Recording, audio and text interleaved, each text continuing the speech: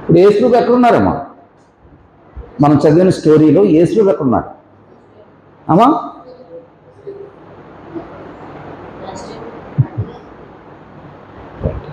ఇవాళ జరిగిన స్టోరీని ఒకసారి క్లుప్తంగా ఆలోచిద్దాం. యేసు ప్రభు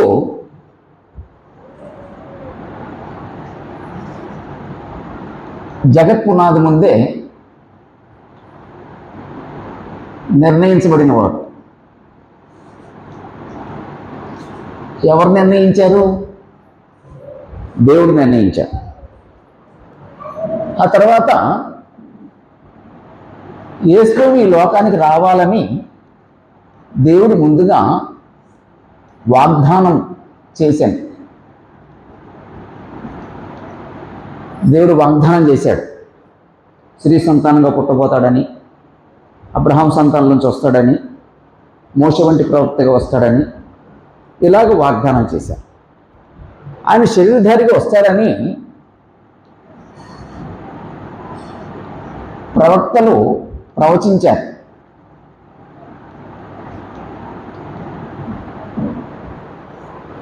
అలా దేవునిచే నిర్ణయించబడిన యేసు ప్రభు, వాగ్దానం చేయబడిన యేసు ప్రభు, ప్రవక్తల చేత ప్రవచింపబడిన యేసు ప్రభు శరీరధారిగా లోకానికి వచ్చారు.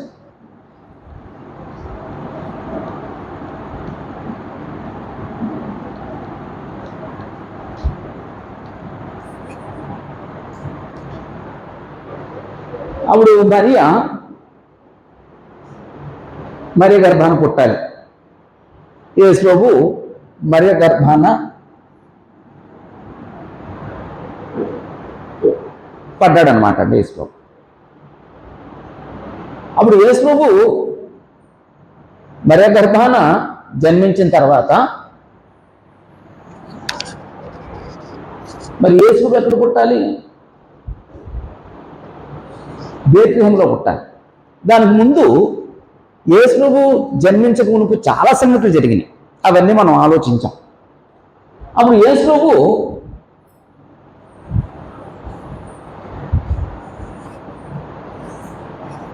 బేత్లెహేములో జన్మించారు.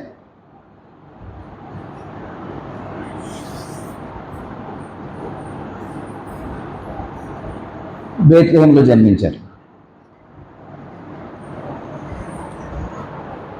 యేసు బేత్లెహేములో జన్మించిన తర్వాత ఆయన పుట్టినప్పుడు సంగతులు ఆలోచించాం, ఏం జరిగినాయి అవన్నీ.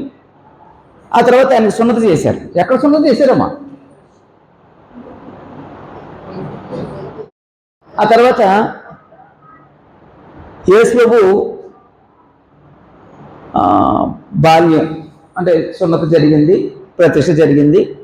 ఆ తర్వాత అక్కడి నుంచి బేత్లెహేము వచ్చిన తర్వాత తూర్పు దేశంలో ఆయన దర్శించడం జరిగింది. ఆ తర్వాత హేరోదు యేసు ప్రభుని చంపేయాలని, మగపిల్లలందరినీ శిశువులందరినీ చంపేయాలని ఆజ్ఞాపించారు. అక్కడి నుంచి యేసు ప్రభు ఐగుప్తుకు వచ్చేసారండి. బేత్లెహేములో జన్మించారు. అక్కడి నుంచి యెరూషలేములో ప్రతిష్ఠ జరిగింది. ఆ తర్వాత మళ్ళా బేత్లెహేము వచ్చారు. అక్కడి నుంచి ఆయన ఐగుప్తుకి వెళ్ళారు. అక్కడి నుంచి బయటకు వెళ్ళారండి. అక్కడి నుంచి ఎక్కడికి వెళ్ళారు?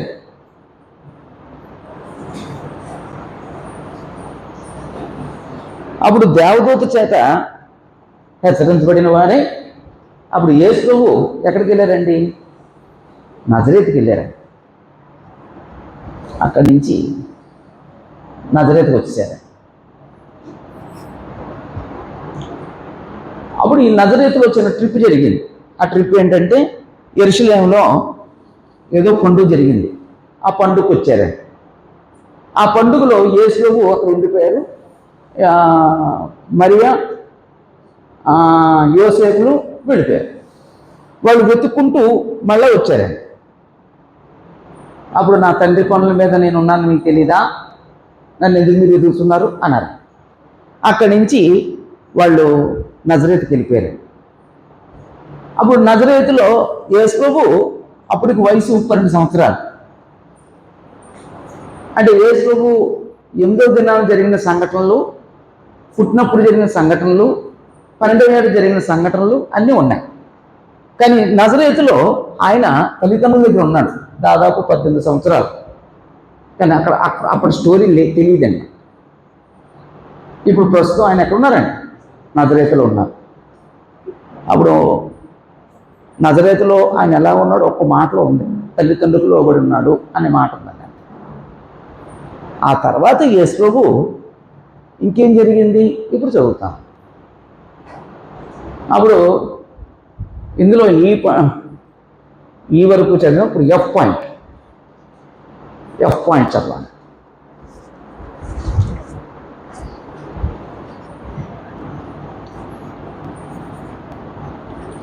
ఎఫ్ పాయింట్ అదేంటంటే యేసు ప్రభు బాప్తిసం పొందుట.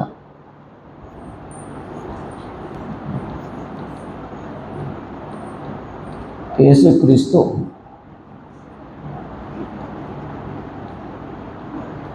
బాప్తిస్మము పొందుట.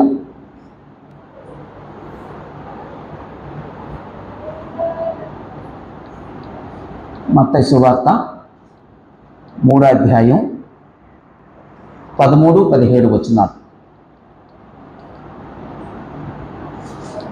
మార్కు సువార్త 1వ అధ్యాయం 9-11 వచనాలు.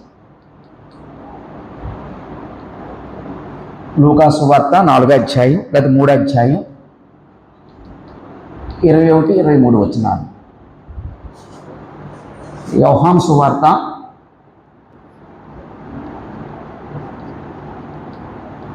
1వ అధ్యాయం 29-34 వచనాలు.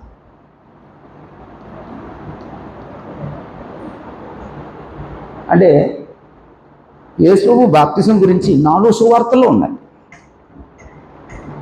4 సువార్తలు ఉంది. మత్తయిలో ఉంది, మార్కులో ఉంది, లూకాలో ఉంది, యోహాను సువార్తలో. అయితే మనం మత్తయిలోంచి చూస్తాం. అంటే ఇక్కడ కూడా ఉంటుంది, కానీ ఇక్కడ ఎక్కువ ఇన్ఫర్మేషన్ ఉంది. ఒకసారి అందరూ మత్తయి సువార్త తీయండి. మత్తయి సువార్త 3వ అధ్యాయం 13-17 వరకు. ఆ సమయమున యోహాను చేత బాప్తిసం పొందుటకు యేసు గలిలయ నుండి యోర్దాను దగ్గరనున్న అతని యొద్దకు వచ్చాడు. ఒక్క నిమిషం ఆగుతాం. యేసు ప్రభు ఎక్కడి నుంచి వచ్చారటండి?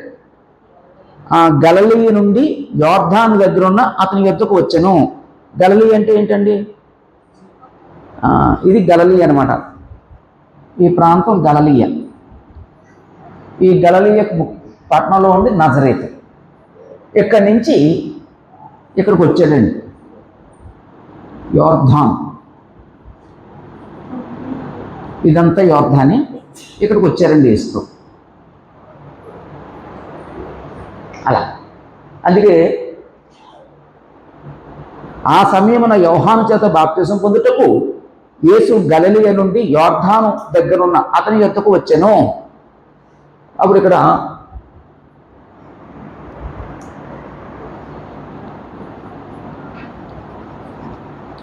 బాప్తిస్మము పొందుటకు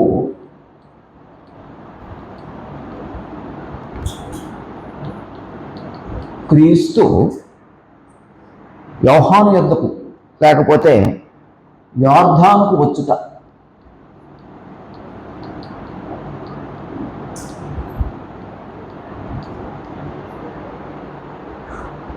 అప్పుడు యేసు ప్రభు ఈ గలిలయ ప్రాంతం లేకపోతే బాప్తిజం పొందడానికి ఎలా వచ్చుంటారండి యేసు ప్రభు? అంటే ఎలా వచ్చారనే మాట అంటాం కంటే యేసు ప్రభు ఇలా వచ్చుంటారండి. అంటే ఇలా రారనమాట అండి. ఇక్కడ మధ్యలో ఏదో ఉందండి, సమరయ ఉందన్నమాట. ఈ సమరయ మీదుగా రారు. యోదయ ఇక్కడ ఉంటుంది. ఈ యోదయ మీదుగా సమరయ మీదకి వెళ్ళరు. అక్కడున్న వాళ్ళు సమరయ మీదుగా యోదయకు రారు. యోదయ ఉన్న వాళ్ళు సమరయ మీదుగా గలిలయకి వెళ్ళరండి. ఎందుకంటే సమరయలతో సాంగత్యం చేయరు. మరి సమరయులు ఎవరు? దేవుని చిత్తం అయితే ఇంకో 2 వారాలు అయిపోయిన తర్వాత మనం యేసుప్రభు కాలం నాటి ప్రజలు చదువుతాం, అప్పుడు అవి వస్తాయి. అప్పుడు యేసుప్రభు ఇలా వచ్చారండి.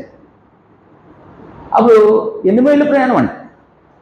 70 మైళ్ళు ప్రయాణం అండి.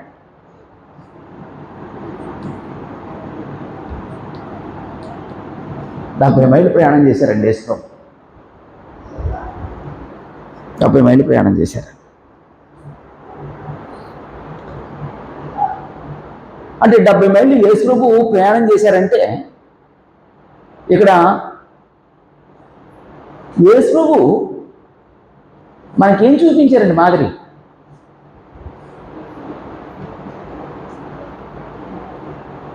సరే, దానికంటే అసలు యేసుప్రభు మనకు మాదిరేనా? ఒక్క తలకే ఇవ్వలేదండి.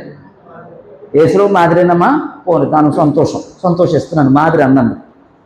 ఒకవేళ యేసుప్రభు మనకు మాదిరి అయితే ఇప్పుడు యేసుప్రభు మనకు చూపించిన మాదిరి ఏంటంటే దేవుని చిత్తాన్ని నెరవేర్చడానికి ఆయనకున్న ఆసక్తి,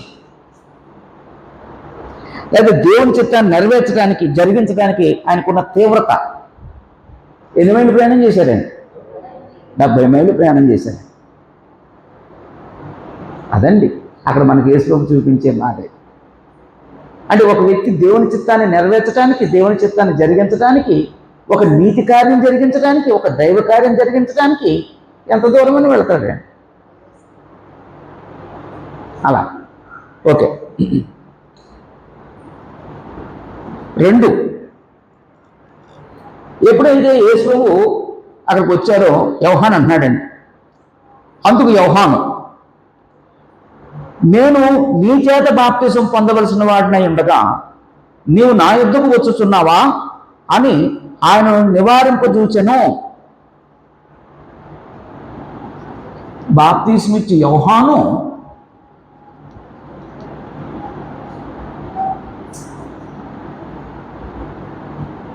నివారింపజూచెను.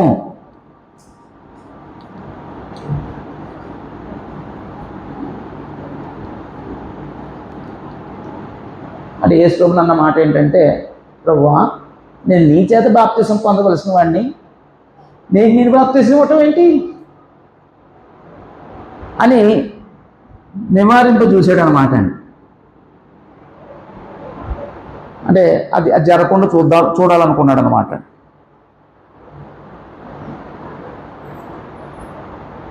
అప్పుడు యేసుప్రభు సమాధానం, యేసుప్రభు ఏం సమాధానం చెప్పారు?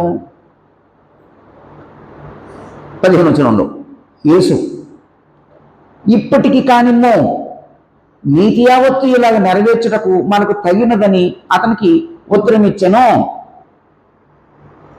యేసు సమాధానం ఏంటండి?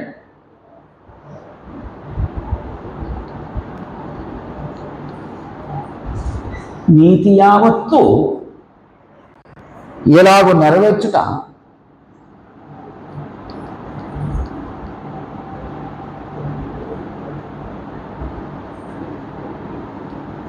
నీతి యావత్తు ఇలాగ నెరవేర్చుట మనకు తగింది.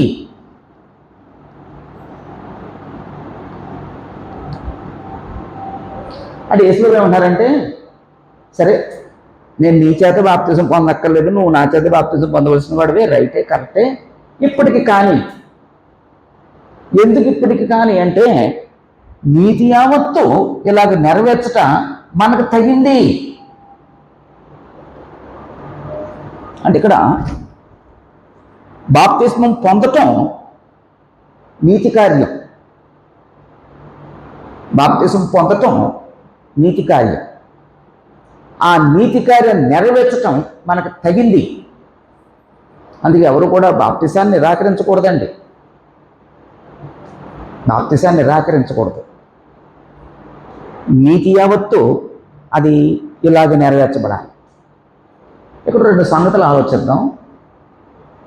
2 సంగతులు ఏంటంటే, ఒకటి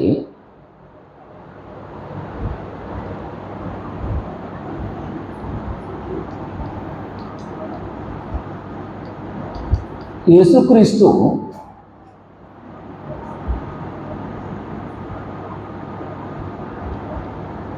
ఎందుకు బాప్తిసం పొందెను?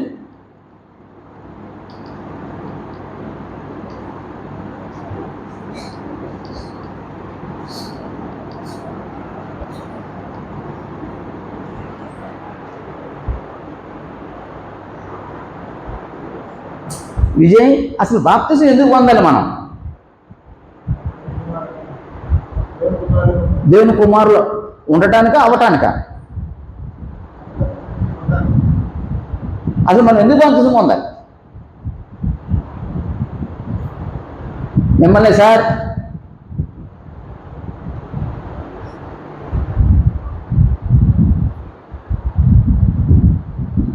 మీరు ఎందుకు బాప్తిజం పొందారు అది చెప్పేసారు ఆల్రెడీ, చెప్పిందే చెప్పొద్దు.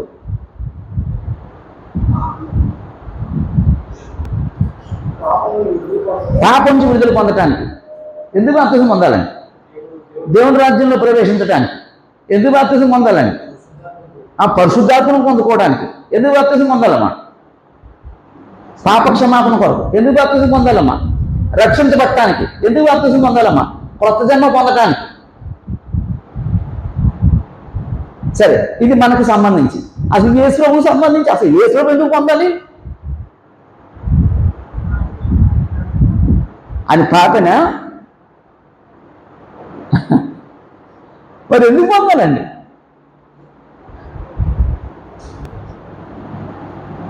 ఒకటి, దేవుని నీతిని నెరవేర్చాలి.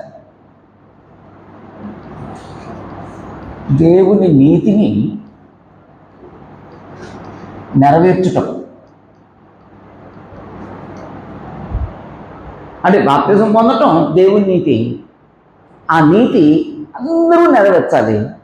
అందుకే ఇదిగో నేను కూడా దైవ కుమారుడైంది ఆ నీతిని నెరవేరుస్తున్నాను, మీరు నెరవేర్చండి అని మనకు మాదిరి చూపించడానికి యేసు బాప్తిజం పొందారు. అది ఇక్కడ బాప్తిజం పొందటం దేవుని నీతిని నెరవేర్చడం. ఎవరైనా బాప్తిజం పొందకుండా వ్యతిరేకిస్తున్నారంటే దాని అర్థం దేవుని నీతిని వ్యతిరేకిస్తున్నాడు అన్నమాట. ఎవరైనా బాప్తిజం పొందకుండా ఆటంకపరుస్తున్నారంటే అర్థం వారు దేవుని నీతిని నెరవేర్చడానికి ఆటంకపరులుగా ఉన్నారన్నమాట. ఎవ్వరు కూడా దేవుని నీతిని దైవ కార్యాన్ని ఆటంకపరచకూడదండి. అందుకే యేసు వారు మాట అన్నారండి, నువ్వు ఆటంకపరుడుగా ఉండటం కంటే నీ మెడకు పెద్ద తిరగట్రాయి కట్టి లోతైన సముద్రంలో పడి చచ్చిపోవటం లేదు. అలా. రెండు, ఎందుకు బాప్తిజం పొందాలి?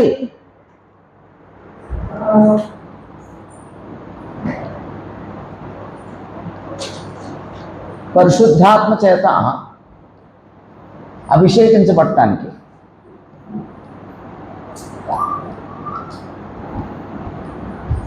అందరూ లూకా సువార్త 4:18 చదవండి.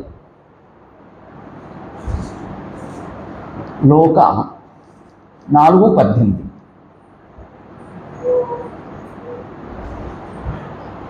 ప్రభువు ఆత్మ నా మీద ఉన్నది, పేదలకు సువార్త ప్రకటించుటకే ఆయన నన్ను అభిషేకించెను. ఆయన నన్ను అభిషేకించెను. ప్రభు ఆత్మ నా మీద ఉన్నది. ఎవరంటారండి మాటలో? యేసు ప్రభు అండి. అంటే యేసు ప్రభు నజరేతుకు వెళ్ళారు, సమాధి మందిరంలో ఆయన కూర్చున్నారు. అప్పుడు బైబిల్ ఇలాంటి బైబిల్ లేదన్నమాట. అక్కడ చర్మపు కాగితాలు. అప్పుడు ఇలా చుట్టబడుతుంది చర్మపు చుట్ట. అప్పుడు నువ్వు వచ్చి ఏదైనా ఒక లేఖనం చదువుతావా అని ఆయనకి అవకాశం ఇచ్చారు యేసు ప్రభు. అప్పుడు యేసు ప్రభు గారు ఆ చుట్ట తీసుకొని ఆయన గురించి చదువుతున్నాడు అన్నమాట. ఆయన గురించే ఆయన చదువుతున్నాడండి యెషయా గ్రంథంలో. అప్పుడు యెషయా గ్రంథంలో ఉన్న దాన్ని చదువుతూ ప్రభువు ఆత్మ నా మీద ఉన్నది, నేను పేదలకు సువార్త ప్రకటించడానికి ఆయన నన్ను అభిషేకించెను. అంటే దేవుడు పరిశుద్ధాత్మ చేత యేసు ప్రభుని అభిషేకించాడు. ఎందుకు అభిషేకించాలి అంటే పరిశుద్ధాత్మ చేత యేసు ప్రభు అనేకమైన సూచక్రియలు చేయాలి, అనేకమైన అద్భుతాలు చేయాలి. అవన్నీ పరిశుద్ధాత్ముడు యేసు ప్రభు చేత చేయించాడండి. ఆఖరికి యేసు ప్రభు పుట్టినప్పటి నుండి పరిశుద్ధాత్ముడై పూర్ణుడై ఉండి ఆయన చనిపోయే వరకు కూడా పరిశుద్ధాత్ముడు ఆయనతో ఉన్నాడండి. ఆయన లేపింది కూడా పరిశుద్ధాత్ముడేనండి. అలా అందుకోసం బాప్తిసం పొందాడండి. 3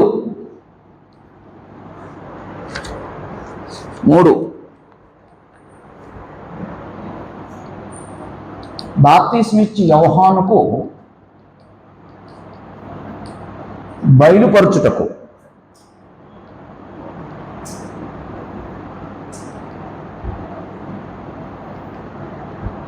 యోహాను సువార్త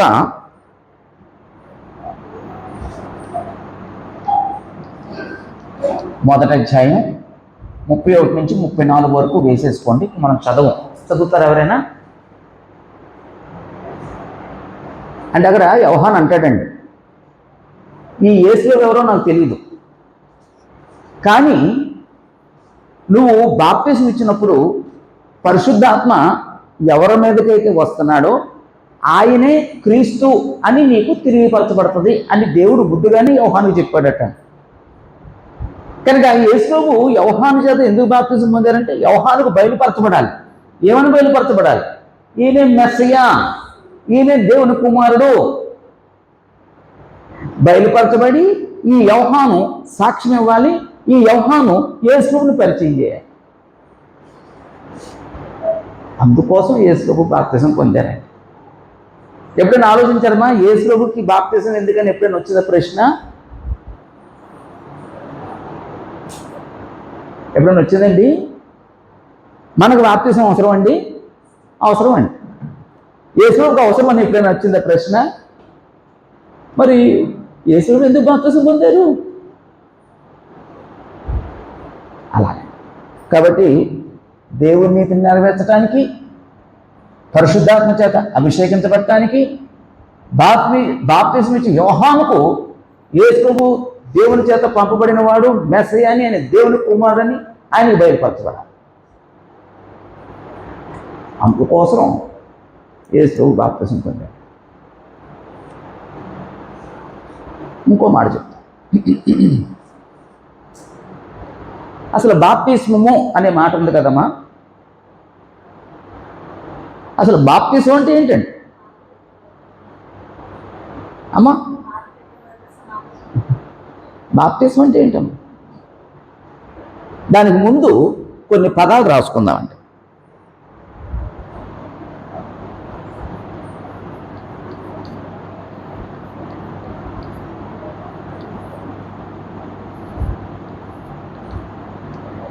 ర్యాంటిడ్ జో,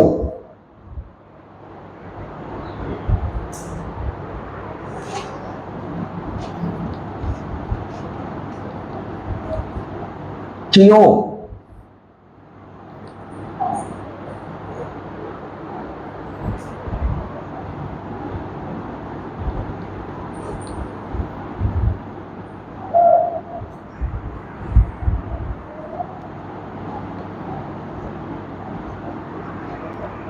బాప్టిజో.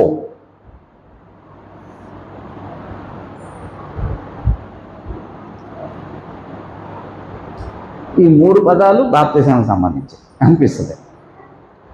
ర్యాంటిడ్ జో అనే మాటకు అర్థం చిలకరించుట. చియో అనే మాటకి కుమ్మరించుట. బాప్టిజో అనే మాటకి పాతి పెట్టబడుట లేదా పాతి పెట్టుట. పెట్టబడుట, పెట్టబడుట. లేకపోతే ఇంకో మాట ఏంటంటే ముంచుట. ముంచుట.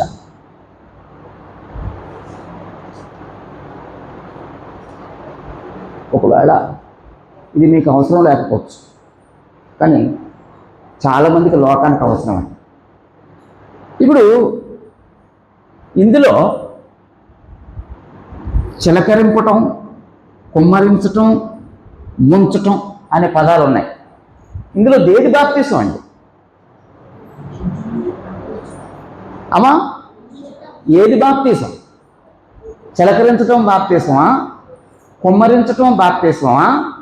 ముంచటం బాప్తిసమా?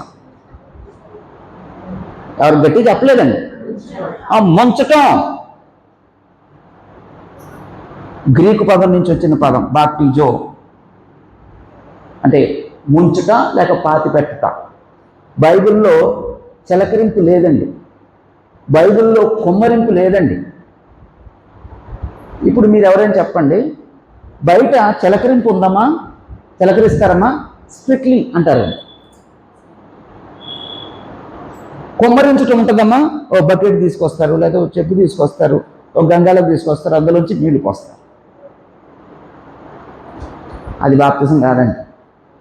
నాకు ఒక ఆయన ప్రశ్న వేశాడండి, నేను ఒక ప్రశ్న వేశాను, బాబు మరి మీరు తీసుకున్న బాప్తిజం కరెక్ట్ కాదు అంటే, మరి ఇంకో బాప్తిజం మళ్ళీ తీసుకోవాలంటే, అదేంటండి ఇంకోసారి బాప్తిజం తీసుకోవాలా అన్నాడండి. అప్పుడు నేను మాట అన్నాను, అసలు నువ్వు తీసుకున్నది బాప్తిజం కాదు, ఇప్పుడు నువ్వు తీసుకున్నది బాప్తిజం, అది బాప్తిజం కాదు అని చెప్పాను. ఈ మధ్యన రకరకాల బాప్తిసాలు వచ్చినాయి, ట్యాప్ తిప్పే బాప్తిసాలు వచ్చినాయి. బైబిల్లో ఉందా? ఇసుక బాప్తిసాలు వచ్చినాయండి, బైబిల్లో ఉందా? జెండా క్రింద దూరే బాప్తిసం వచ్చింది, బైబిల్లో ఉందా? తెలుసమ్మా జెండా క్రింద దూరే బాప్తిసం? మీకు తెలుసండి? మీకు తెలుసు. ఎప్పుడైనా చూసారమ్మా జెండా కింద దూరే బాప్తిసం? మీకు తెలియక ఇక్కడ విలువ తెలియలేకపోతుంది. మీకు బయట తెలిస్తే తెలుస్తుంది మీకు. జెండా కింద దూరే బాప్తిసం ఉందండి. ఓ జెండా చూపిస్తారు, ఆ జెండా కింద ఇలా దూరేస్తే అయిపోయింది బాప్తిసం. ఇలాంటివి ఎన్నో వచ్చినాయండి. కానీ బైబిల్లో చెప్తుంది బాప్తిసం ముంచుట, ఇది కరెక్ట్. యేసు ప్రభు నీళ్లలో నుండి ఒడ్డునకు వచ్చెను అనే మాట ఉంది. నీళ్లలో బాప్తిసం పొందాడండి. ఐనోను స్థలమందు నీళ్లు విస్తారంగా ఉండినందున అక్కడ బాప్తిసం పొందిన వాళ్ళు ఉన్నారని చాలామంది. అలాగే నపుంసకుడు, పిలుపు నపుంసకుడు నీళ్లలో నుండి వచ్చిరి, అలాగండి. కాబట్టి బాప్తిసం అంటే ముంచటం, బాప్తిసం అంటే చిలకరింపు కాదు, బాప్తిసం అంటే కుమ్మరించటం కాదు. అంటే వాస్తవానికి వాక్యం చెప్పే వ్యక్తి ఈ విషయాలు చెప్పాలండి. కానీ లోకంలో మోసం ఏంటో తెలుసండి, ఈ నాకు 1000 రూపాయలు ఇస్తే చాలండి నేను బాప్తిసం ఇచ్చేస్తానండి. తప్పండి. అన్ని విషయాలు చెప్పాలండి, అప్పుడు బాప్తిసం ఇవ్వాలండి. అలా కాబట్టి బాప్తిసం అనే మాటకి అర్థం బాప్టిజో అనే గ్రీకు పదం నుంచి వచ్చింది. దాని అర్థం అంటే ముంచి బాప్తిసం పొందడం, లేకపోతే ముంచుట. అలాగే యేసు ప్రభు యోహానుతో మాట్లాడుతూ నీతి యావత్తు ఇలాగూ నెరవేర్చుట మనకు తగింది అని, అప్పుడు యేసు ప్రభు ఏం చేశారంటే ఆయనకు ఉత్తరం ఇచ్చాను గనుక అతరలాగు కానిచ్చాను. యేసు ప్రభు బాప్తిసం పొందారు. అప్పుడు 16వ వచనంలో, 16వ వచనం, యేసు బాప్తిసం పొందిన వెంటనే నీళ్లలో నుండి ఒడ్డునకు వచ్చాను. ఎక్కడి నుంచి వచ్చారమ్మా? అమ్మా ఆ నీళ్లలో నుండి వచ్చాడండి. ఆయన చిలకరించి తీసుకున్నారా? ఆయన కొమ్మరించి తీసుకున్నాడా? నీళ్లలో నుండి. యేసు ప్రభువే నీళ్లలో నుండి బాప్తిసం ముంచి బాప్తిసం పొందుకుంటే నువ్వెవరవయ్యా చిలకరించి బాప్తిసం ఇవ్వటానికి? నువ్వెవరవయ్యా కొమ్మరించి బాప్తిసం ఇవ్వటానికి? నువ్వెవరవయ్యా దాని జెండా కింద దూరి బాప్తిసం ఇవ్వటానికి? నువ్వెవరవయ్యా ఇసుక బాప్తిసం ఇవ్వటానికి? అక్కడేదో రక్తపు గుర్తు బాప్తిసం అంటే నేను విన్నాను, ఎప్పుడో విన్నాను. మీరు విన్నారమ్మా రక్తపు గుర్తు బాప్తిసం అని? పాస్టర్ గారు ఏమి ఇలా కోసేసుకుంటారటండి ఏళ్ళు, ఇవి కూడా ఇలా ఏళ్ళు కోసేసుకుంటారటండి. ఈ ఈ ఈ ఈ పాస్టర్ గారి బొట్టనైలు ఈ బొట్టనైలు ఇలా కలిపేస్తారటండి. ఏంటంటే పాస్టర్ గారి రక్తం పరిశుద్ధమైంది, మీ రక్తం కూడా పరిశుద్ధమైపోయిందండి. ఎక్కడదండి సిస్టమ్? కర్మకాలి ఆ పాస్టర్ గారికి ఏమైనా రోగాలు ఉంటే, ఆమెకేమైనా రోగాలు ఉంటే కొంపలు అంటిపోతాయండి. అది అంత భయంకరంగా ఉందండి. అప్పుడు నేలలో నుండి ఒడ్డునికి వచ్చింది. ఒడ్డుకు వస్తే ఏం జరిగింది? దేవుని ఆత్మ పావురం వల్ల దిగి తన మీదకు వచ్చుట చూచెను.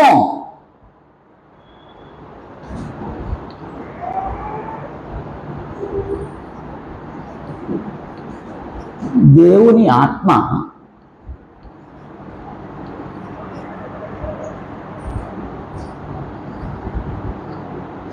తన మీదకు అంటే క్రీస్తు మీదకు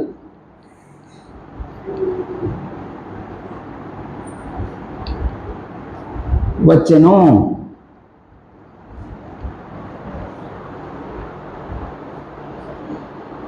యేసు ఎక్కడున్నారమ్మా?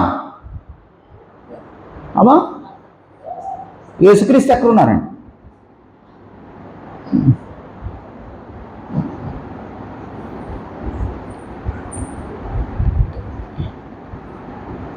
ఇప్పుడు యేసు ఎక్కడున్నారమ్మా? ఒడ్డున ఉన్నాడండి.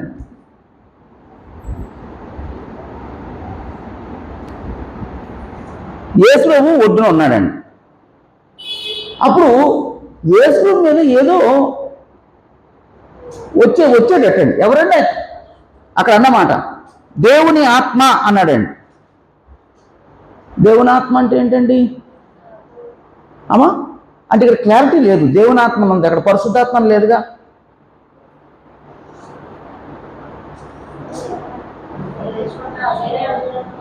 వేరే అధ్యాయాలు ఎక్కడుందమ్మా? నాకు ఇల్లు చూపించండి అమ్మా.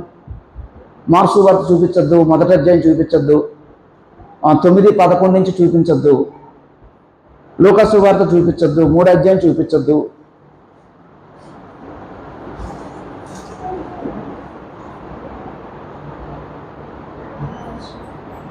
చదవండి అది.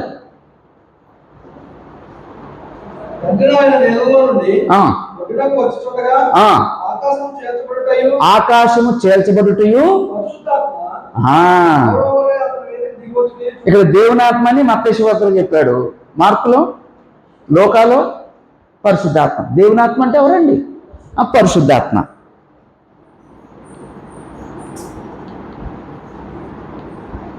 పరిశుద్ధాత్మ అంటే ఇప్పుడు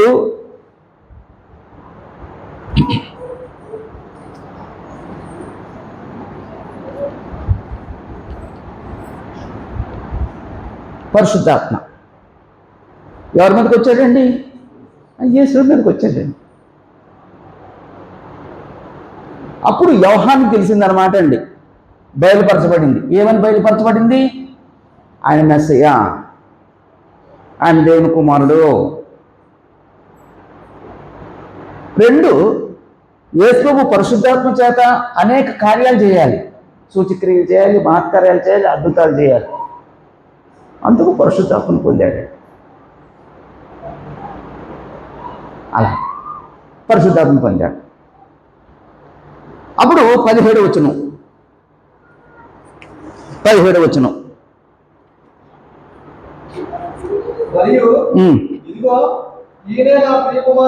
చాలండి.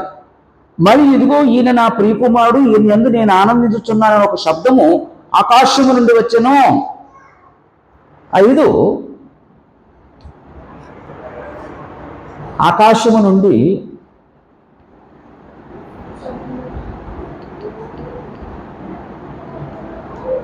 ఒక శబ్దము.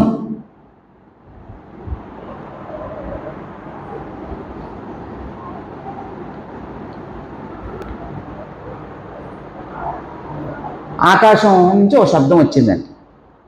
ఆ శబ్దంలో ఏదో ఒక మాట వచ్చిందటండి. ఏంటంటే ఆ మాట,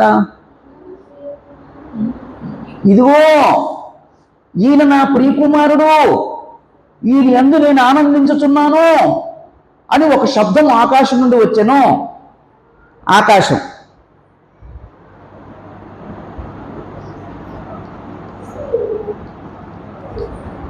నుండి శబ్దం. ఈ శబ్దం ఆకాశం నుంచి వచ్చినప్పుడు ఏమన్నారండి ఆ శబ్దంలో? ఈయన నా ప్రియ కుమారుడు,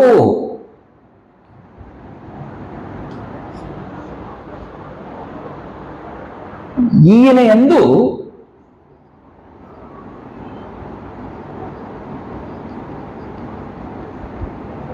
నేను ఆనందిస్తున్నాను.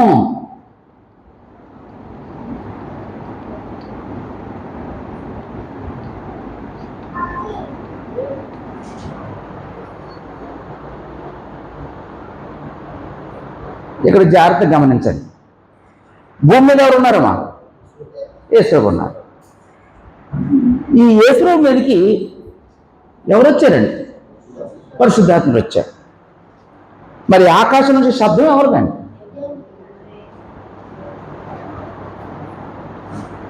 ఇక్కడ దేవుడి శబ్దం అండి. దేవుడు అండి. దేవుడేమన్నాడండి యేసుప్రభుని? ఈయన నా ప్రియ కుమారుడు, ఈయన యందు నేను ఆనందిస్తాను. ఒకసారి ఆలోచిద్దాం. ఇప్పుడు ఇక్కడేమో యేసుప్రభు ఉన్నాడు, యేసుప్రభు మీదకేమో పరిశుద్ధాత్ముడు వచ్చాడు, ఆకాశంలోనేమో దేవుడు శబ్దం. ఇప్పుడు ముగ్గురు ఒకటా, ముగ్గురు వేరు వేరా?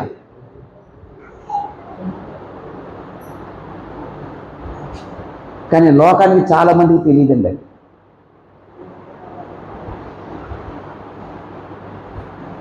ఇప్పటికీ యేసుప్రభునే దేవుడు అంటారండి. ఇప్పటికీ యేసుప్రభు దేవుడా, దేవుని కుమారుడా? దేవుని కుమారుడు నేను చెప్తున్నానా? సాక్షాత్తు దేవుడే చెప్తున్నాడా? సాక్షాత్తు యెహోవాయే చెప్తున్నాడండి, ఈయన నా ప్రియ కుమారుడు.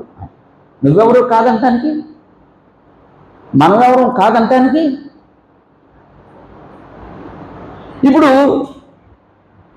యేసుప్రభువేమో దేవుని కుమారుడు, దేవుడేమో యేసుప్రభు తండ్రి, పరిశుద్ధాత్మేమో ఆదరణకర్త. ఈ రిలేషన్ ఎవరైనా బ్రేక్ చేయొచ్చండి? ఒక చిన్న ఉదాహరణ చెప్తాను చూడండి. మనం ఎవరైనా ఇంటికి వెళ్ళాం,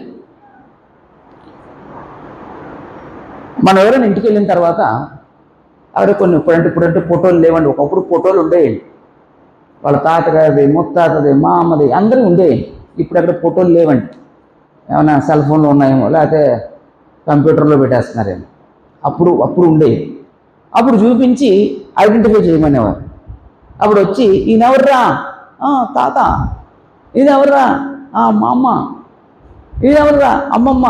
ఇదెవర్రా? తాత. ఇదెవర్రా? మావయ్య. ఇలా చెప్తూ ఉంటారు. ఆ రిలేషన్ సరిగ్గా చెప్పకపోతే మావయ్యని పట్టుకొని బావ అంటే, తాతను పట్టుకొని నాన్న అంటే, భలే చెప్తున్నారా, అరే భలే చెప్తున్నారా అని ఆనందిస్తాం కదండి. ఏం చేస్తామండి? మీరు చాలా మంచోళ్ళు. ఏం చెప్తారమ్మా? ఆవిడ ఎక్స్ప్లెయిన్ చేస్తారు. అలా కాదురా, మావయ్య కాదు, మా బావ కాదు, మావయ్య. తాత కాదు, నాన్న కాదు, తాత. మా అమ్మ, అమ్మమ్మ. ఇలాగా ఆ రిలేషన్ మనం చెప్తాం. అప్పటికి రిలేషన్ తప్పు చెప్తున్నాడు. అప్పుడేం చేస్తాం? అలా కొడతామండి. ఎవరో ఒక ఆయనట అమెరికాలో ఉంటూ కూడా ఇండియాలో ఎవరైతే వాళ్ళ ఫ్యామిలీస్ ఉన్నారో ఆ ఫ్యామిలీస్లో ఉన్న ఆ రిలేషన్షిప్ని మర్చిపోకుండా నిమిత్తం పిల్లలకి ఎప్పుడు చెప్తారట. వాళ్ళు ఫోన్ చేసిన వెంటనే ఆ రిలేషన్షిప్ పిలుస్తారట, వాళ్ళు ఆనందిస్తారట. అంటే అక్కడ నా పాయింట్ ఏంటంటే, ఆ రిలేషన్ తప్పు చెప్తే ఒప్పుకోం. మరి ఈ రిలేషన్ని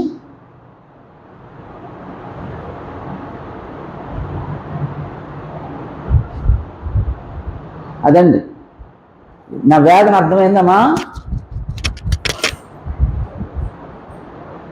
ఈ రోజున దేవుడు ఎవరో తెలియదండి, పరిశుద్ధాత్మ ఎవరో తెలియదండి, యేసుప్రభు ఎవరో తెలియదండి.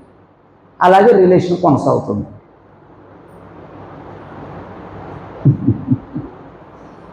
కాబట్టి ఇక్కడ యేసుప్రభు ఏమో ఒడ్డునున్నాడు, పరిశుద్ధాత్ముడు పౌరాకారం మీద వచ్చి, పౌరాకారం అంటే పౌరంలాగా కాదండి, పౌరం కాదండి. కొంతమంది పిక్చర్స్ అలా చూపిస్తారు. పౌరం వలే అన్నాడు తప్ప పౌరం కాదండి. అప్పుడు ఆకాశం తెరవబడి ఆకాశంకి ఒక శబ్దం. ఈయనేమో నీళ్ల ఒడ్డున ఉన్నదేమో యేసు ప్రభు,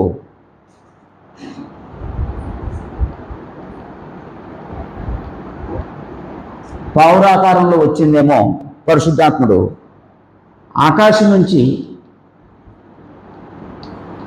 శబ్దం పలికిందేమో దేవుడు. అందుకే దైవత్వంలో 3 వ్యక్తులు ఉన్నారు.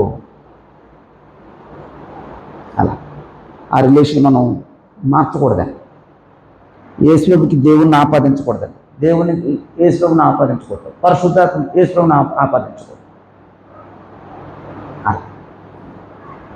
కాబట్టి ఇక్కడ దేవుడు యేసులోనే ఉన్నాడండి. నా ప్రియకుమారుడు,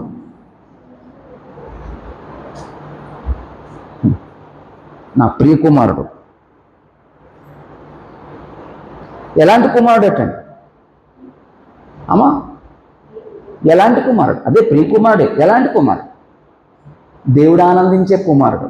అందుకే ఆ మాట అన్నాడు చూడండి. మరి ఇదిగో 17వ వచనం, ఈయనే నా ప్రియకుమారుడు, ఈయన యందు నేను ఆనందించుతున్నాను. అంటే దేవుడిని ఆనందింపజేసే కుమారుడే. దేవుణ్ణి ఆనందింపజేసే కుమారుడే.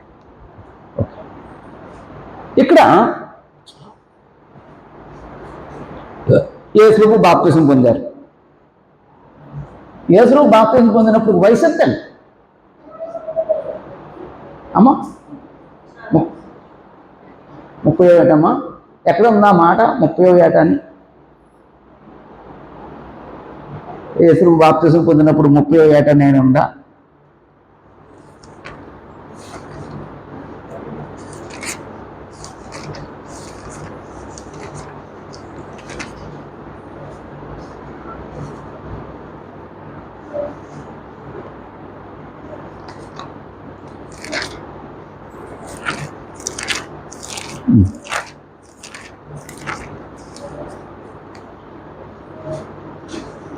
లూకాసు వార్త 3వ అధ్యాయం 23వ వచనం.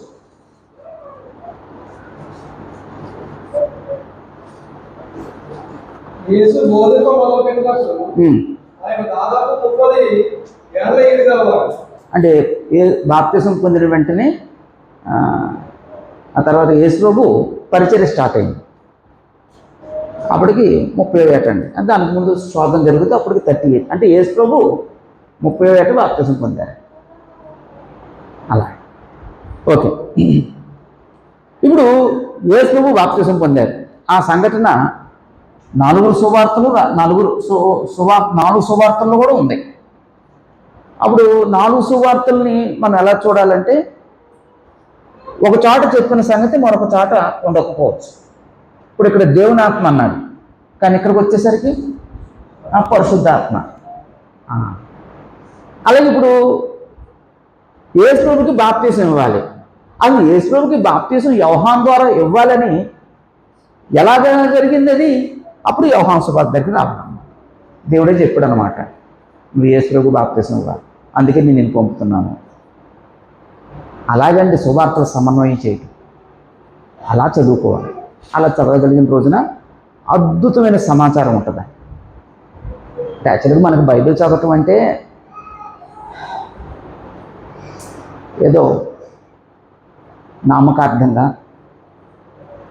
ఈ రోజుకి నా పోషణ అవగొట్టేది కాబట్టి చదువుతాం తప్ప మనసు పెట్టి చదవాలి. కానీ బైబిల్ ఎప్పుడు కూడా మనసు పెట్టి చదవాలి. అప్పుడు చాలా సంగతులు తెలుస్తాయి. ఆ సందర్భం తెలుసుకుంటాం, ఎవరెవరితో మాట్లాడుతున్నారో తెలుసుకుంటాం. ఇవేవి తెలియకపోబట్టే ఇన్ని అబద్ధబాధలు వచ్చినాయండి. ఇన్ని అబద్ధబాధలు వచ్చినాయి. ఓకే. అప్పుడు యేసు ప్రభు బాప్తిసం పొందటానికి ఇదిగో నజరేతు నుండి, గలిలయ నుండి యోర్దాను దగ్గరికి వచ్చారు. దాదాపు 70 మైళ్ళు ప్రయాణం చేశారు. అప్పుడు బాప్తిసం ఇచ్చి యోహాను యేసు ప్రభువుకి బాప్తిసం నివారింప చూశాడు. నేను నీ చేత బాప్తిసం పొందవలసిన వాడిని, ఉండగా నీకు నేను బాప్తిసం ఇవ్వటం ఏంటి అని. అప్పుడు యేసుకు సమాధానం ఏంటంటే, నీతి యావత్తు ఇలాగ నెరవేర్చటం మనకు తగింది అని యేసు బాప్తిసం పొందాడు. యేసు బాప్తిసం పొంది ఒడ్డునకు వచ్చిన తర్వాత ఇదిగో పరిశుద్ధాత్ముడు యేసు మీదకి వచ్చాడు. పరిశుద్ధాత్ముడు యేసు మీదకి వచ్చిన తర్వాత ఆకాశం తెరవబడి ఒక శబ్దం, ఏంటి ఆ శబ్దం అంటే, ఇదిగో ఈయన నా ప్రియ కుమారుడు, ఈయన యందు నేను ఆనందిస్తున్నాను. ఇప్పుడు ఈ సందర్భంలో యేసు మనకి చూపిన మాదిరి ఏంటంటే,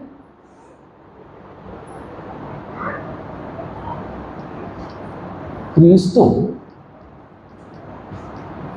మనకు మాదిరి, లేదా మనకు చూపిన మాదిరి.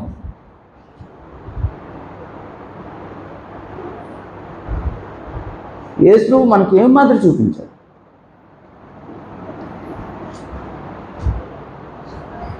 ఇందాక ఒకటి చెప్పుకున్నాం, ఏంటంటే అమ్మా దేవుని చిత్తం జరిగించటంలో ఆసక్తి.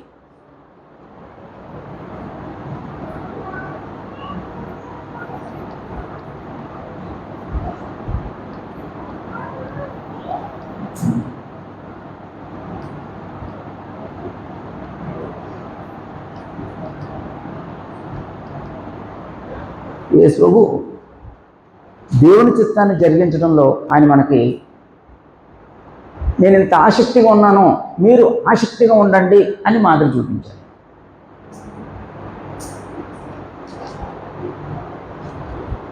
ఎప్పుడు కూడా మన జీవితంలో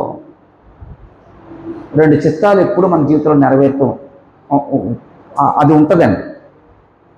దేవుని చిత్తం, మన చిత్తం, దేవుని చిత్తం, మన చిత్తం. ఒకవేళ అక్కడ ప్రయారిటీ దేనికి ఇస్తాం? ప్రయారిటీ దేనికి ఇస్తాం అంటే, మన చిత్తాన్ని నెరవేర్చడానికి ఆసక్తి చూపుతాం తప్ప ఆ సమయంలో దేవుని చిత్తాన్ని జరిగించడానికి ఆసక్తి చూపమండి. ఒక్కోసారి సహించాల్సిన పరిస్థితి ఏర్పడింది. సహించాలి అనేది దేవుని చిత్తం అయితే, దేవుడు సహించమన్నాడు కదా, సహించాలి అని దాని పట్ల ఆసక్తి చూపుతామా? అమ్మో, సహిస్తే లోకువైపోతాం కదా, ఓర్చుకుంటే లోకువైపోతాం కదా అని మన చిత్తాన్ని నెరవేర్చడానికి ఆసక్తి చూపుతాం. అలాగన్నిట్లో మీరు ఆలోచించండి. మన జీవితంలో దేవుని చిత్తం జరిగించడంలో ఆసక్తి కలిగి ఉన్నామా? మన చిత్తాన్ని నెరవేర్చుకునే విషయంలో ఆసక్తి కలిగి ఉన్నాం? ఎక్కడైనా నా ఇష్టం అన్నాం తప్ప దేవుని ఇష్టం అనలేదండి మన జీవితం. అందుకే మన బ్రతుకులు యేసులాగా మారలేదు ఇంకా. మరి యేసుని ఎందుకు నమ్ముకున్నారో అదే ఒకసారి ఆలోచిస్తాం. ఆయన దేవుని చిత్తం జరిగించడం ఎంత ఆసక్తి అంటే 70 మైళ్ళు ప్రయాణించగలిగే ఆసక్తి అండి. అలా 2 యేసు చూపిన మాదిరి ఏంటండి?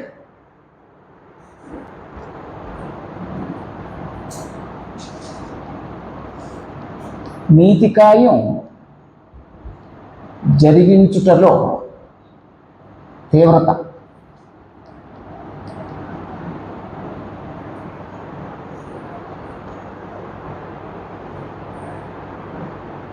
యేసు ప్రభు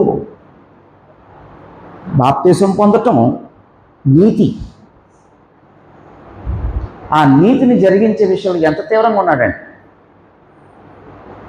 ఇప్పటికి కానిమ్ము ఇలాగా దేవుని నీతిని నెరవేర్చడంలో, నీతిని నెరవేర్చే విషయం మనకు తగింది. అంత తీవ్రత అండి. ఆ తీవ్రతతోనే ఆయన 70 మైళ్ళు ప్రయాణం చేశాడు. ఈరోజు మన సంగతికి వద్దాం. మనకి దేనికి సంబంధించిన తీవ్రత మనలో ఉందండి? మన తీవ్రత వేటి మీద ఉందండి. అంటే అలా కాదు స్టేట్మెంట్ ఇవ్వకుండా జస్ట్ జనరల్గా కాకుండా స్పెసిఫిక్గా ఈ విషయంలో తీవ్రత ఉందండి, ఈ విషయంలో తీవ్రత ఉందండి, ఈ విషయంలో తీవ్రత ఉందండి. మన స్టేట్మెంట్ అంటే ఆ భౌతికమైన వాటి మీద తీవ్రత ఉందండి. దేని మీద తీవ్రత అది కావాలి. మనకి వేటి మీద తీవ్రత, అదిగోండి బంగారం రేటు పెరిగిపోతుంది, కొనుక్కోవాలన్న తీవ్రత, అది అలాంటిది ఏదైనా నీకు కూడా అదేనమ్మా. అప్ప చెల్లెలు ఇద్దరు ఒకటేనమాట అమ్మ. ఆహారం సిద్ధపరిచే విషయంలో తీవ్రత, ఏది వండాలి, పిల్లలకి ఏది పెట్టాలి, ఇది ప్రస్తుతానికి నీకు ఏం తీవ్రత లేదు. ఏముందమ్మా, ఆయనే స్నానం చేస్తున్నాడు, ఆయన తినిపిస్తాడు, ఆయన షికారికి వెళ్తాడు, నీకేముంది తీవ్రత. మధ్యాహ్నం చూస్తే మీ అమ్మగారు ఆడిస్తారు, నువ్వు పడుకుంటావు, నీకేముంది తీవ్రత. అయితే ఇంకా వస్తుంది అన్నమాట తీవ్రత. అయితే నీకేముందమ్మా తీవ్రత. ఆమె మా ఆయన రావాలండి, నా భర్త గారు వస్తే అప్పుడు చెప్తానండి తీవ్రత. ఏముందండి మన తీవ్రత.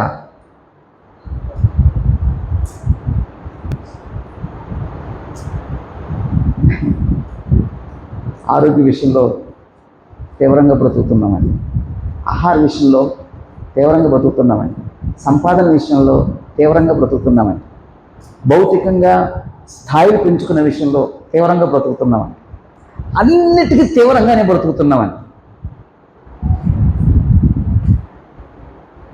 మనలో ఎవరైనా ఆత్మ సంబంధంగా నేను ఈ తీవ్రత కలిగి ఉన్నాను ఎవరికైనా ఉందండి. అది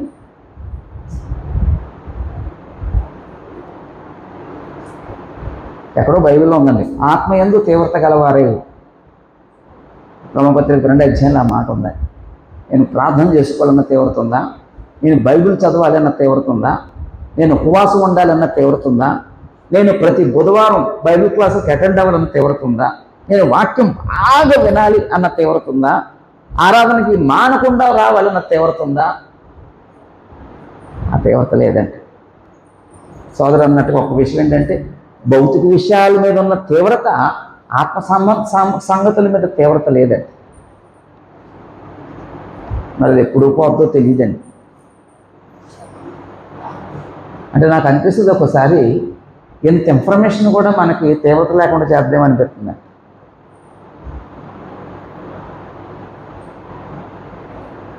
ఇప్పుడు బైబిల్ పాత నిబంధనలో ఉన్న చరిత్రలు చాలా తీవ్రంగా బ్రతికారండి. ఎంత తీవ్రంగా బ్రతికారండి. ఇప్పుడు రోమీల కాలంలో ఉన్న క్రైస్తవులు ఎంత తీవ్రంగా బ్రతికారండి. మేము చచ్చిపోతాం తప్ప మేము కైసరుని పూజించం, కైసరుని ప్రభు అన్నాం. చచ్చిపోయారండి. అంత తీవ్రత ఉందండి. ఇప్పుడు ఆ తీవ్రత లేదండి, సన్నగిల్లిపోతుందండి. ఆసక్తి సన్నగిల్లిపోతుంది, తీవ్రత సన్నగిల్లిపోతుంది, ప్రార్థన సన్నగిల్లిపోతుంది, సహవాసం సన్నగిల్లిపోతుంది. అలాగండి. నీతి కార్యం జరిగించే విషయంలో తీవ్రత కలిగి ఉన్న యేసు మనకు మాదిరి. ఇంకే విషయంలో ఆయన మాదిరి అండి. ఇంకే విషయంలో యేసు మనకు మాదిరి. అమ్మా అదే ఇక్కడంతా అది వచ్చేస్తుందండి. దేవుని చిత్తాన్ని జరిగించడం అంటే లోబడే, నీతి కార్యం జరిగించే విషయంలో అది లోబడే. అంటే దేవుణ్ణి ఆనందింపచే కుమారుడు.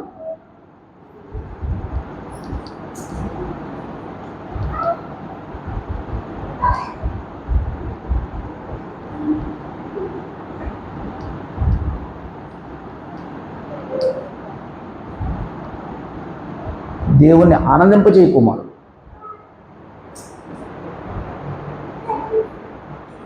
యేసు నేను నా చిత్తం నెరవేర్చి నన్ను నేను సంతోషపరచుకోవడానికి రాలేదు భూమి మీదకి. నా చిత్తాన్ని ప్రక్కన పెట్టి దేవుని చిత్తాన్ని బట్టి జీవించి దేవుణ్ణి ఆనందింపజేసే కుమారుడు.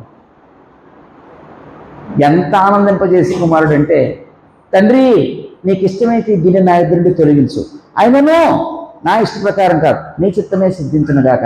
నేను చనిపోవడం నీకు ఇష్టమైతే, అది నీ చిత్తమైతే నేను రెడీ. అలాంటి కుమారుడండి, అలాంటి కుమారుడండి దేవుణ్ణి ఆనందింపజేశాడు. ఎలాగ ఆనందింపజేసి ఉంటాడండి? ఒక ముక్క చెప్పండి. యేసు ప్రభు దేవుణ్ణి ఎలాగ ఆనందింపజేసి ఉంటాడు?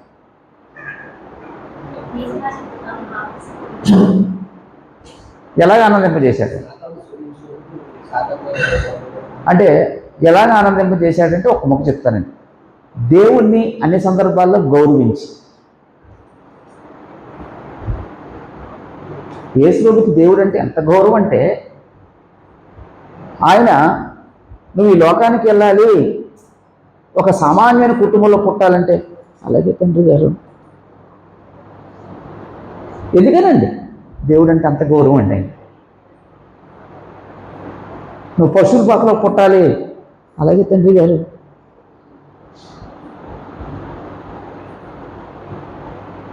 నువ్వు భూమి మీద అనేకమైన నిందలు, బాధలు, హింసలు, అవమానాలు అన్నీ ఎదుర్కోవాలి, అలాగే తండ్రి గారు. నువ్వు నా కోసం, లేకపోతే ప్రజలందరి కోసం, నా బిడ్డలందరి కోసం నువ్వు చనిపోవాలి, రక్తం కార్చాలంటే, అలాగే తండ్రి గారు.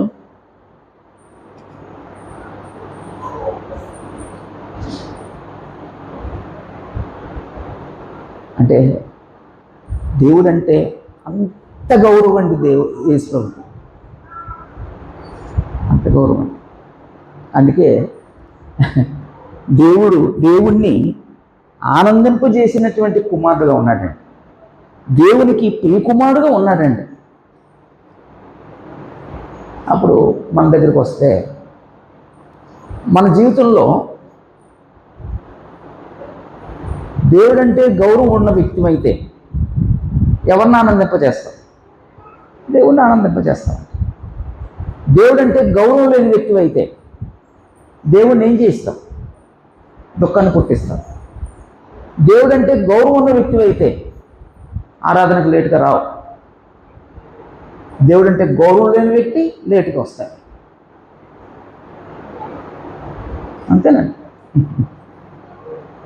ఇప్పుడు స్కూల్కి ఎప్పుడైనా మన పిల్లల్ని లేటుగా పంపించామమ్మా, ఎందుకనో అమ్మా పనిష్మెంట్ ఇస్తారు. దేవుడు కూడా కదా. అర్థం ఏంటంటే ఆ క్లారిటీ వచ్చిందంటే అసలు ఆలోచించారా?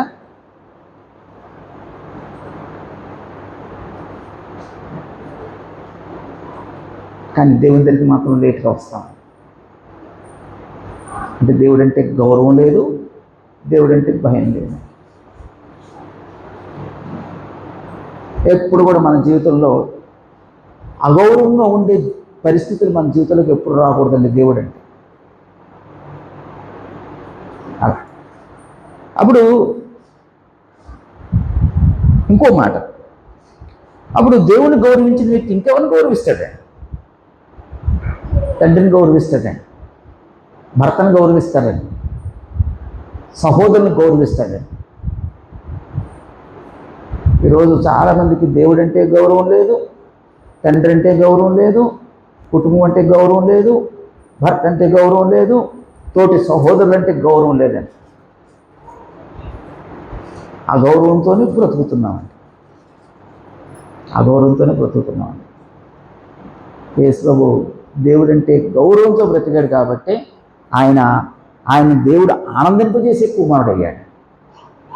మనం దేవునికి ఆనందింపజేసే బిడ్డలమా, దుఃఖాన్ని పుట్టించే బిడ్డలమా, ఎవరికి వాళ్ళు ఆలోచించు, ఎవరికి వాళ్ళు.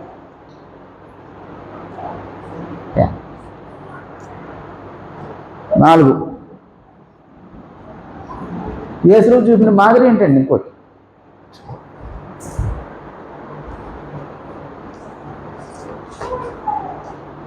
ఇంకేం చూపించారు యేసు మాదిరి అని నేనే చెప్పేస్తున్నాను. మిమ్మల్ని చెప్పనివ్వట్లేదు నేను, మీ ఆలోచనని హరింపజేసేస్తున్నాను నేను.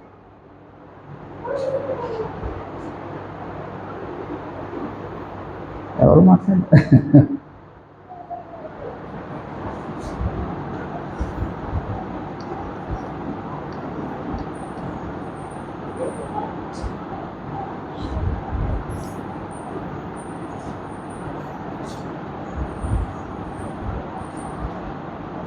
బాప్తిసం పొంది, యేసు బాప్తిసం పొంది ఏమని చూపించారండి మాదిరి? నువ్వు బాప్తిసం పొందు అని మాదిరి చూపించారు. ఇలాగా మనం బైబిల్ అంతటిని ఇలా చదివితే యేసు జీవితం అంతట్లో ఎన్ని మాటలు కనబడతాయండి మనకు. చాలా అండి. అలా అలా అలా ఓ స్టడీ చదవాలండి. యేసు మనకు చూపిన మాదిరిని ఏ విషయాలని మాదిరి చూపించాడు అన్నీ ఆలోచిస్తే ఎన్నో సంగతులు వస్తాయి. ఇక్కడ ఈ పేరాకి సంబంధించిన 4 చూసామండి, కొన్ని వందలు వస్తాయి, కొన్ని వందలు. అదండి బైబిల్ స్టడీ. అలా చదవాలండి యేసుప్రభుని, అలా చూడాలండి యేసుప్రభుని. అలా చూడకుండా, అలా తెలియకుండా ఎవరు యేసుప్రభుని యేసుప్రభుగా గుర్తించలేరు. ఏదో అద్భుతాలు చేసే యేసు మాత్రమే తెలుస్తుంది. ఏదో ప్రార్థన చేస్తే ఆయన ఏదో కనికరిస్తారు, స్వస్థత ఇస్తారు, ఆ స్వస్థత చేసే యేసుప్రభువే తెలుస్తారు. కానీ అందుకోసం కాదు యేసుప్రభు లోకానికి వచ్చింది.